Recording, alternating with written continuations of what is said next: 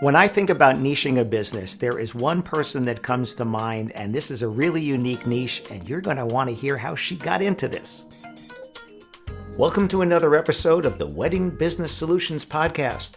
I'm your host, Alan Berg, speaker, author, sales trainer, website reviewer, here to help you in your wedding and event business sell more, profit more, and have more fun doing it. Enjoy this episode. Welcome to another special dialogue series about niching. And when I think about niching, I think about Therese Cole-Hubbs. Therese, thank you so much for joining me. Thank you, Alan. My pleasure. You know, your niche is South Asian weddings. You are the go-to for high-end South Asian weddings as a planner. And just going to be perfectly frank, most of you are listening on audio, you're not listening on video. You are not South Asian, correct? Correct. I'm 100% Polish. Okay. Those of you watching on video will look and say, she's not South Asian. You know, there you go. And I remember when I first met you, I'm not sure if you were wearing a sari that day or not. You do have some beautiful saris, by the way. I will say Thank that. you. I have one kurta. That's what I can claim is my one beautiful orange silk kurta. But so this is a really unique niche. You've been doing South Asian weddings, planning South Asian weddings for how long? Over 30 years and 839 as of last weekend. But who's counting? So, who cares? but who's counting? No, I didn't say who cares. I said, but who's counting, right? So 839. Exactly. So 30 years ago, over 30 years ago, Mm-hmm. you start, now this is a long time ago in the wedding industry. Right now, It South is. Asian weddings and weddings of mixed cultures, big deal over here. I remember my friend's brother got married. He's Greek. His wife is South Asian. And that was a big deal. 40 years ago, that was a big deal. Yeah. So how did you get into doing South Asian weddings in Texas, of all places? Exactly. And it's not cowboys and Indians, wrong kind of Indian. But I did want to say that, back then, you're right, the industry wasn't even developed. Really, there weren't even that many wedding planners back then. I am kind of like the grandmother of the Indian wedding world. Back then it was the aunts and the uncles and the cousins that planned the wedding, just as they did back in India, just as a Polish wedding did, and as many cultural weddings were happening. But one came to me and said, would I do it? And I am so happy I took that leap of faith and said, yes, if you tell me everything I need to know. The one thing about the Indian culture, more than any other culture that I know, they love to share about their culture.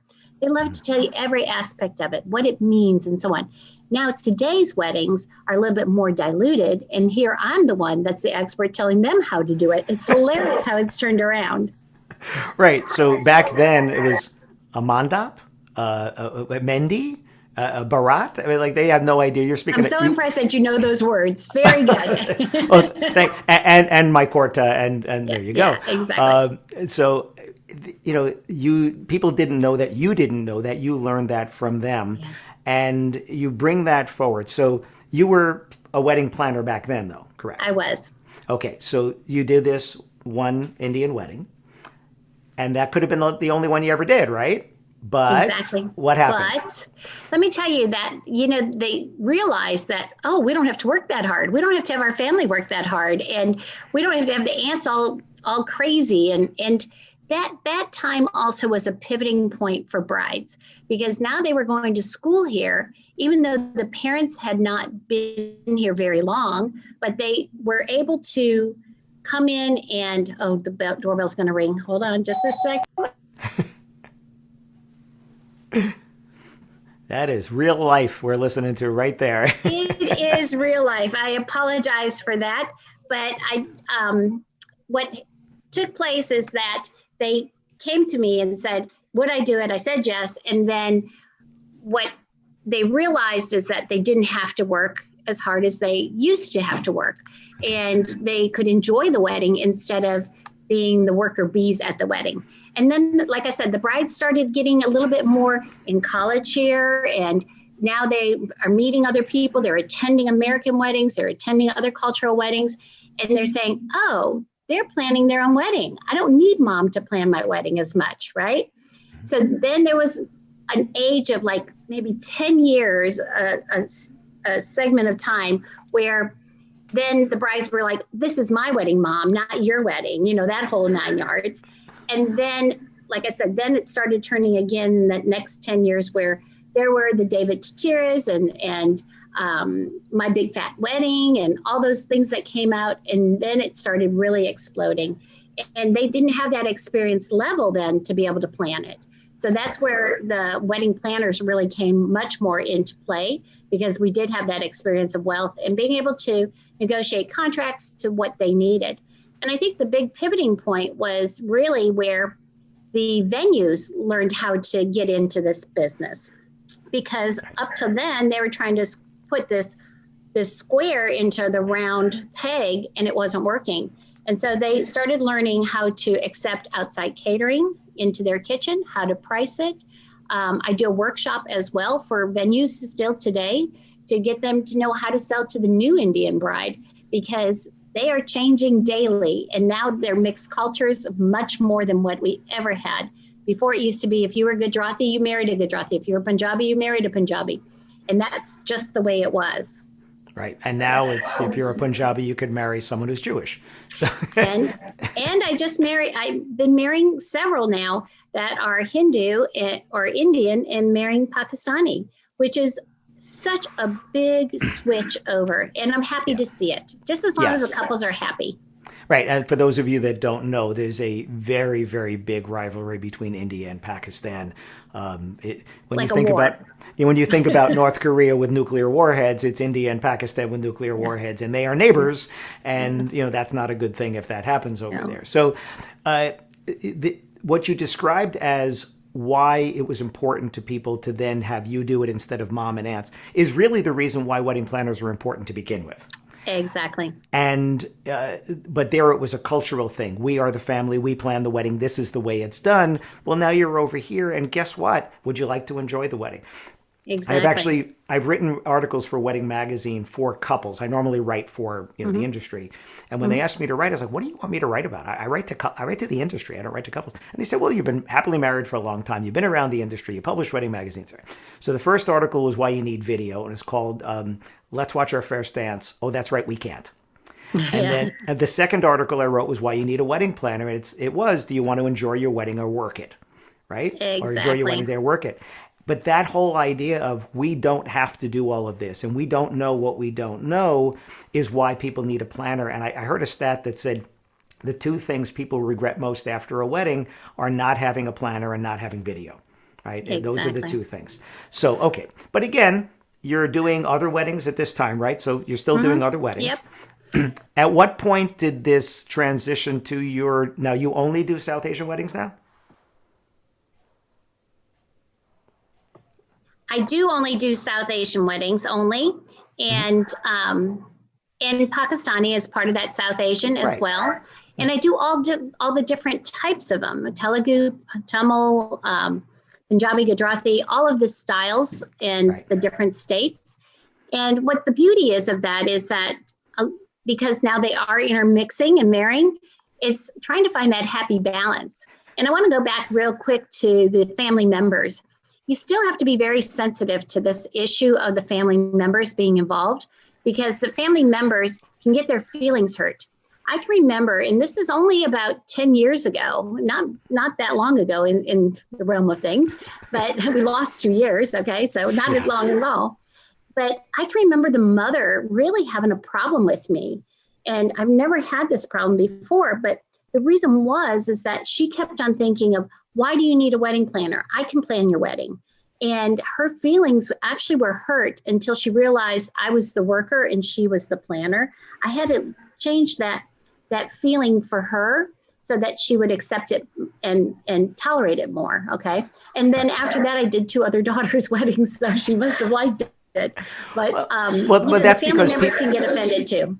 That's because people buy the results of what you do. Right. They're not buying the services. I tell planners this all the time. I said, please, you're not selling wedding planning. You're selling the results. If the same couple could choose between 5 different planners, if they were able to have 5 different weddings with 5 different planners, they would get 5 different things. Right. Because you're going to take their ideas, with your experience and your knowledge, bring it together. Okay. So where, because this is about the niche, at what point did you not do any more non-South Asian weddings? Just about 10 years into it. Okay, 10 years. And it was because, that word of mouth had to grow, the parents accepting it. And it was my age also. Being too young made a difference too. Not that I was so young, but, under 30, they didn't really respect, and I couldn't tell them what to do or how to do it. Right. So there is a benefit to age, to certain people, and culturally, the fact that, like me, COVID has put, my son calls it, more frost in the beard, right? I get a little more respect from the frost, not too much, but a little more respect with that. Right. Oh, you're muted. It looks good, by the way. Well, you wanted me to unmute just so you could hear that again. I'm sure. I'm just checking you out. That's all. Right. But so again, there is a benefit to that it's unfortunate. I've heard this a lot in the industry because I did a presentation one point called "How to Be the Experienced Wedding Pro Without Sounding Old." Mm-hmm. Exactly. And I did a survey, and I had like 900 literally 900 responses. And some of the people were young, and they said, "Hey, you know what? I can't get respect because I've been doing this since I'm 15. I'm 27. I've been doing this for 12 years. I have a lot of experience, but I'm not getting the respect because I'm too young." Or some people that have the baby face, right? They just look too young, even if they're not young there. There's definitely a credibility thing. Me getting on stage and talking about some of the new tech, I could probably get away with it. But somebody who's younger gets up there and it's like, well, you must know it better because, you're Gen right, Z exactly. or you're whatever. All right. So now the not doing other weddings, is that just because you became so busy with the South Asian weddings? Exactly. It just took over immediately, because in the South Asian wedding, you'll have anywhere from 3 to 6, sometimes 7 different events. So, it's not just one, afternoon or one evening. It is 5 days long, 7 days long. And just as we're starting our wedding this afternoon for this weekend already, and we'll have 2 events every day until Sunday. Right. And so, today is Tuesday, by the way. So exactly. So you can see that it's a busy, hectic time. But the one thing that we have learned how to do is embrace the fact that, learning your client is very important. And I say this in any of our industries that we service, but learning what is it that is important to them. So if the family members are very important to them, then I assign them jobs, no problem, but I give them jobs that I don't rely on them for, because how many times I'll have a list of like 20 people that have these jobs, right? Or responsibilities, helpers, and they feel good because they're contributing, but on the day of, their nails need to be done or their hair needs to be done, they're nowhere to be found. So if I have any say in it, I give them very easy tasks that I normally would do myself so that I can pick up the pieces either way. But it does make them feel very responsible to the family and helping. And that's important. The other fact is that there's a lot of pressure in our weddings especially when it comes to invitations, and being respectful in that sense too, and helping them, guide them through that process is important. And I think with age, the one thing that really has made my niche very comfortable for me, and why I am in pretty big demand, is because I command the wedding. Indian people are used to not having a sense of time. We call it Indian Standard Time, and we operate on Teresa Standard Time. I'm very firm about it, but I'm able to create a timeline that I don't look like I'm pushy or ugly to them. I know how to command the crowd. And I think that that's something very important, because hospitality is the most important thing. I think that we forget about hospitality as a culture in the general culture, but I do think that the Indians practice it so very, very well in every way, from feeding them from the time they step into the room to the time they leave, to gifts, to just simple things of the way we lay out the ballroom, or just another way of just smiling and saying, wasn't this a great time at the end of the event? So those are the things that I've learned in this niche that I'm in, is about being kind, sharing the information. That's why I do speak at conferences. I think it came from the person that taught me. I feel like I was supposed to pass it on and pay forward. Right. Paying forward, really important. And what I think being in the niche, the narrow niche, lets you go deep, right? I think when people think about India, well, since 70%, I think it's 70% of Americans will never have a passport, which means that a very small percentage of those people who are not of South Asian descent will ever go to India or go to Pakistan. I've had the privilege of being there 3 or 4 times already. And I remember I was speaking at a conference in Bangalore for wedding photographers, and we're talking about pricing and stuff. And it's like, well, they price, how many days is it going to be? You know, is it going to be 2 days or 3 days or 4 days or 5 days? Which here it's how many hours is it going to be? Exactly. And there it's how many. Yeah, exactly. And if the parents have come directly from India, or they recently just moved here or anything of that nature, or they have a lot of family back there, they don't understand the concept of time again, because time is money. And so, you know, I think that's important that you set those parameters at the beginning with the client, letting them know that you will. And most of the time they appreciate that, because they do realize how much it's going to cost. You know, it can cost them $1,500 to $2,000 for an hour of photo and video. So depending on how many artists you have there. So I think that those are our responsibility. And then I think the other responsibility, and these are the things I've learned in the niche again, is to listen to the client, because none of our weddings have ever looked alike, and they never should look alike. Listening to what they want, what they need, what they prioritize is very important, and then taking it to the next level. So what would you say to someone who's a planner or who's a photographer or whatever it is in the wedding industry, you've been in a long time, who is doing multiple things and then thinking about niching? What would the advice you give to them and say, okay, if you want to go into this lane or these 2 lanes or whatever, what have you learned? Again, what are some of the mistakes? What's some of the advice you would give people listening? I think the biggest thing is to make the commitment, either one road or the other. You can't serve too many masters. And I think that once you decide to do that, then you need to follow that and get to become an expert in it. Become the top in your field. Be able to give back to the community that you service.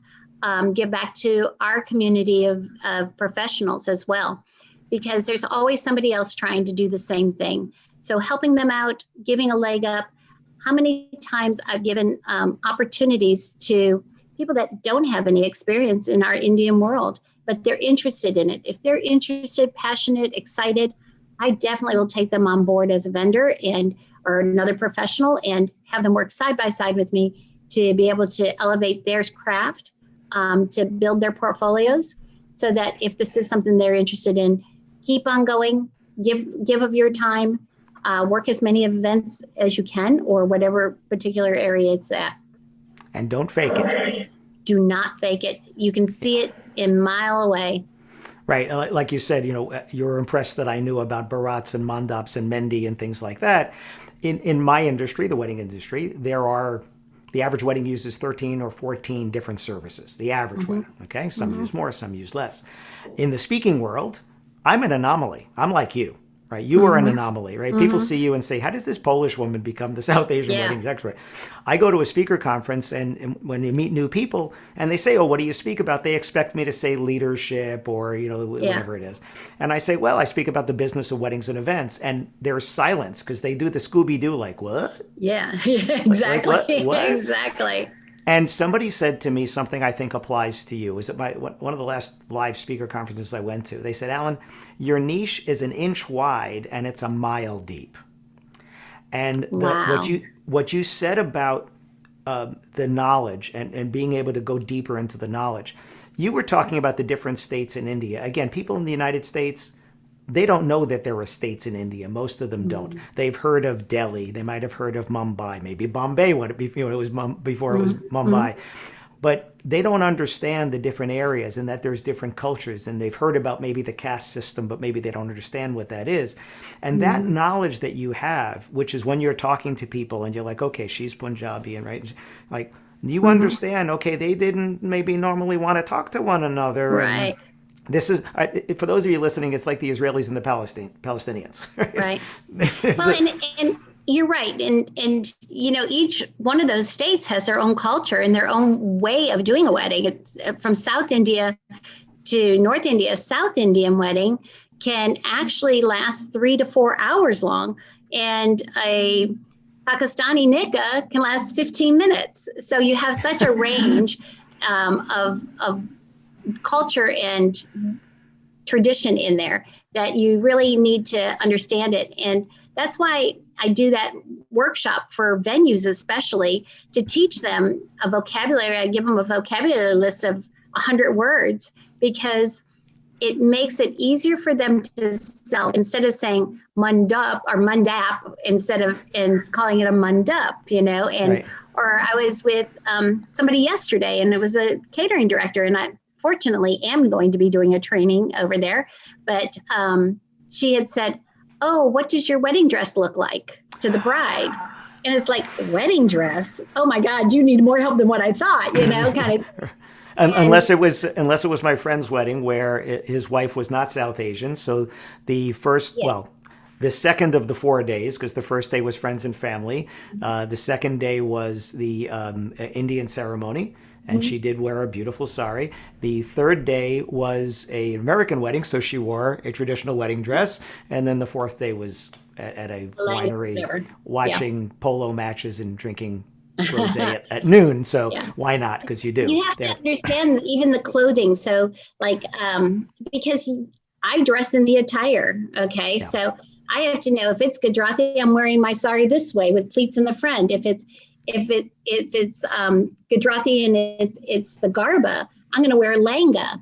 And you have to know these things, and you have to know how to dress it, talk it, speak it, love it, enjoy it. Every single day of my life, I have something Indian on, whether it be an earring, whether it be shoes, whether it be a top, whether it be a formal outfit. I am in love with what I do. And you have a beautiful, beautiful book. Tell us about your book. Thank you. Yes, I do. I have Shadi, Journey into Desi Weddings. And now it's a few years old, but it still is a great inspiration for brides to pick out colors, styles, things that they may or may not have seen before or like. So that's how I use it. And obviously promoting all the vendors are in it is a great opportunity for them as well. But, I think, and let's just talk just for a second about, Pinterest and all of this other opportunities for brides. And now even Pinterest has so many mundups on it, and it's great for all cultures, right? And so in Instagram as well. And I think that, I always tell my brides, pick the pictures you like, but put them into a PowerPoint, because I encourage them to tell me what they like about the photo, not just the photo. Thank you. Because, it could be just the candles on the table, but it's all filled with flowers, and that gives the wrong impression when you're looking at it for to work with a decorator or a florist. They're going to think, oh my gosh, this person has a huge budget. And it might be that they want something very simple, but they like those candles. So I always ask them to do a PowerPoint identifying what it is they like. And they also need to identify the feel that it needs to have, the emotion behind it. The emotion is more important than the physical eye-catching look to me. What people feel, the sense, I like to hit every sense in a room, the smell. Sometimes I put those air fresheners in the room just so that I get that jasmine smell, at a ceremony. We can fake it well, You and is it the Venetian Hotel in Las Vegas that pumps in the jasmine scent as well? Exactly. It's a little overpowering. And yes, I was in Dubai, and I'm in one of the malls, and same thing. I walked in and it hit me, like when you're standing behind someone that put on too much perfume, it hit me like that. I was like, whoa, where did this come from? But you have to understand the culture. And I think this is the thing about niching. Your expertise, and when I said your niche like mine is an inch wide and a mile deep, it's that depth of knowledge that makes it so when I can come here and talk about a barat and things like that, but then I can turn and I can talk to the videographers about 3-chip CCD HD cameras. And then I go to the bridal shop and it's about the décolletage and the bodice and things like that. It's that knowledge, because I don't speak about weddings. I speak about business to people who do them, but being able to use that language and understand those things, that helps me be the expert. And why did they fly me to Bangalore, India to speak to wedding photographers? Because Exactly. not to teach them how to be a photographer. I can't do that, but I can do this. So how many weddings a year in a normal year? Let's not talk about these years here. In a normal year. Yeah, Yeah. How many weddings do you do? so I personally do about 32, Okay. generally speaking. Right Okay. now I have 53 on the books, and that does take me through next year. Okay. But only 13 of those are next year. Just so many carried over. And I'm fortunate to have a great team behind me now. And even though I plan every single one of them, because they have to have the Electric Karma, Therese Cole-Hubbs stamp. Electric Karma is your brand. Yes, it is. Right. And so then, but I do have staff that can finish off an event, work an event, maybe some of the smaller events, so that I can give the most that I can give to my clients. Right. So, One and now you're only doing one wedding at a time, though. One at a time for myself. Now I Okay. might have 3 in a weekend, but myself there present and when I'm present, I am present 100%. Okay. Even But though you did say we're talking about multiple days here. So, are you're choosing obviously which ones you want to do, right? usually I'm there for all of them. You know how I am. You know how I am. I know. I will tell you about our clients a little different in our business, and this is part of that niche also, is that we really become part of the family. We are not outsiders. When I go to their house, I'm taking off my shoes, obviously out of respect, but I'm having tea with them. If it's an out of town, I spend the weekend with them, the night with them. I don't require a hotel, anything of that nature, because we are family. And when you're family, you're in that family forever. And that's great business. I will tell you that I've done 15 in one family, 15 cousins and sisters and brothers and everybody else. 2 more this year coming up. So you do become part of the family. You learn what the expectation is. So that's really an important part. I did want to mention too about Zoom calls, just because it has changed our world a lot. And I'm happy that we are able to do Zoom calls, but it has freed up my time a lot, because I do get caught in meetings at decorators for 4 or 5 hours, or I'll get caught at somebody's house for 3 hours because I am having that tea with them.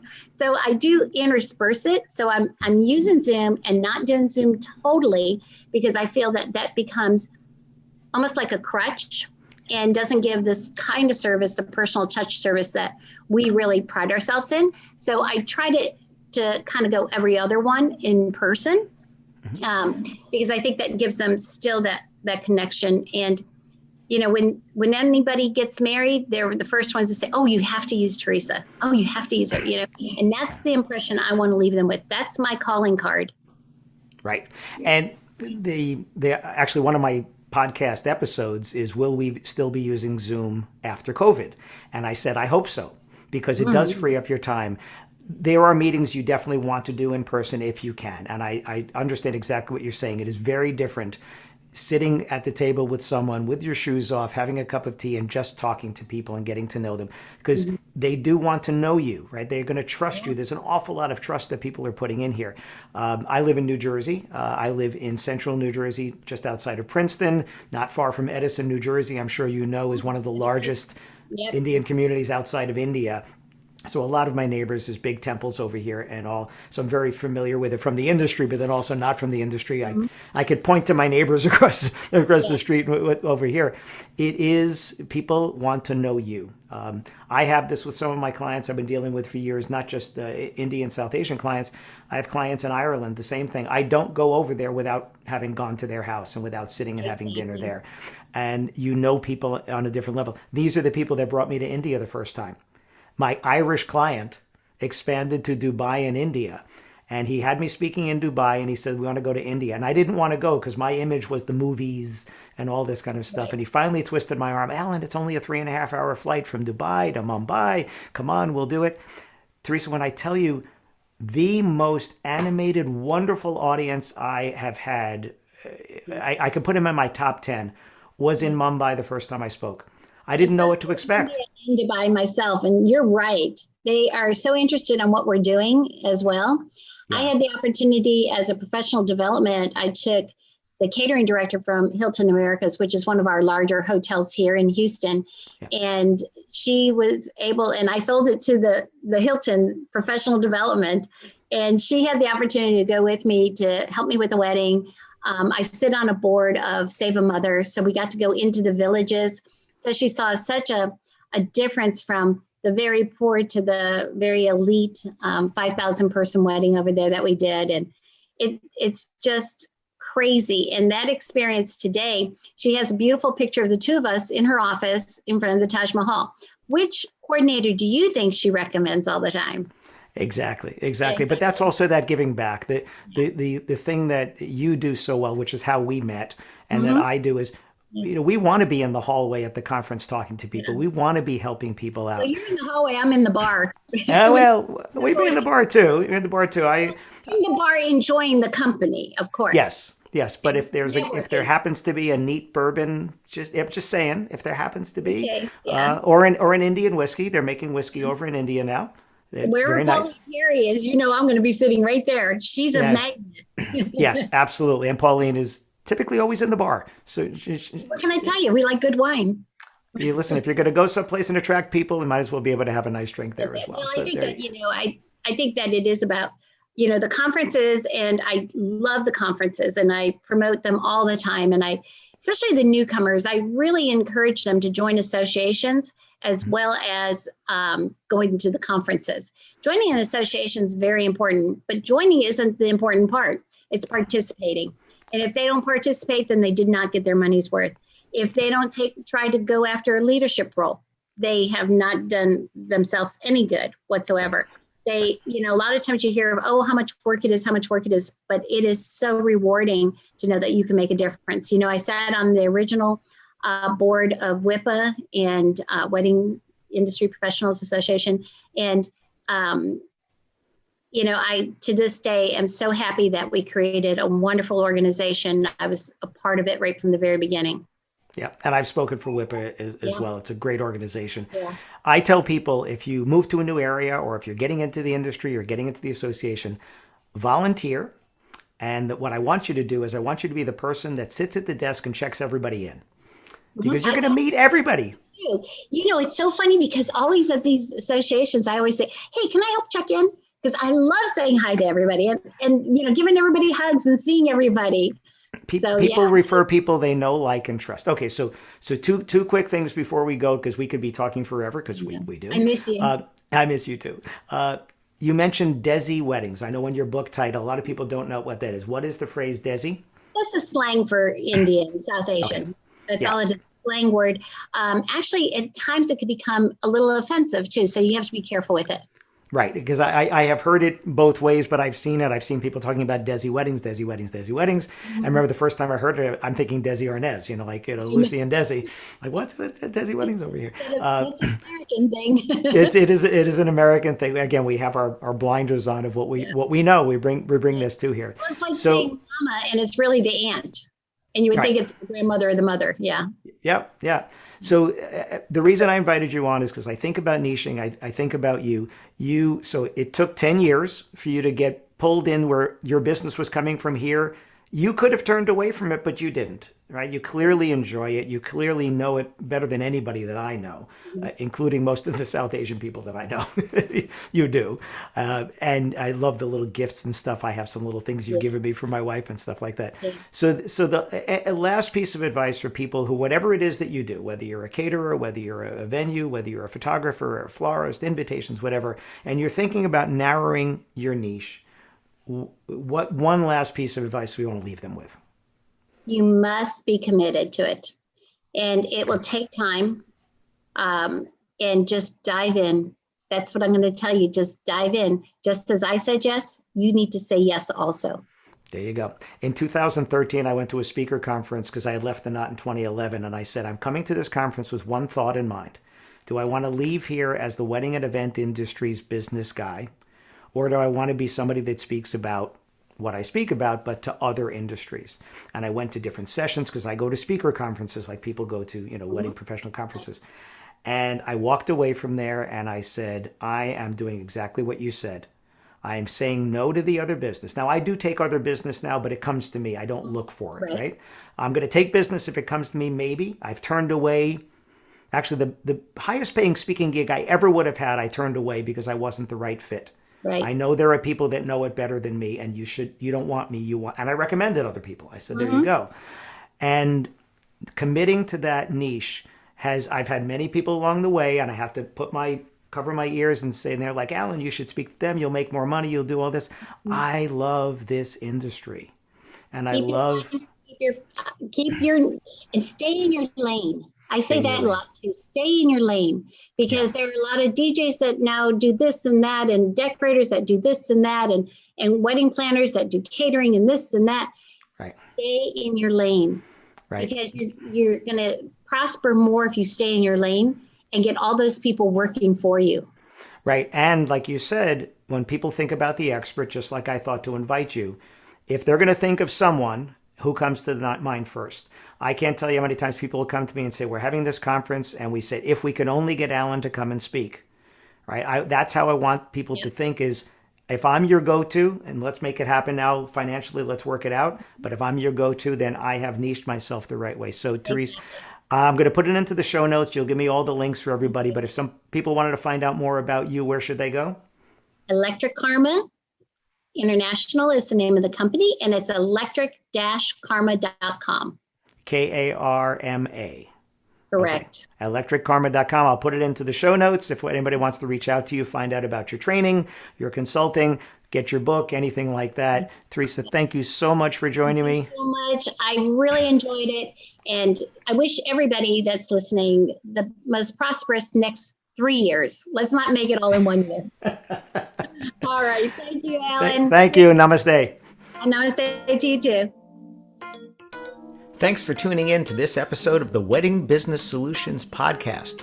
Full transcripts of this and every episode are available on my website at alanberg.com.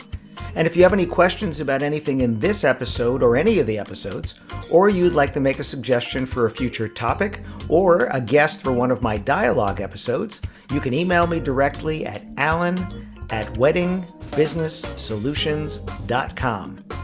Please subscribe to this channel, post a review if your platform allows it, and if you don't get email updates of the latest episodes, as well as upcoming workshops and masterclasses that I have, you can join at connectwithalanberg.com.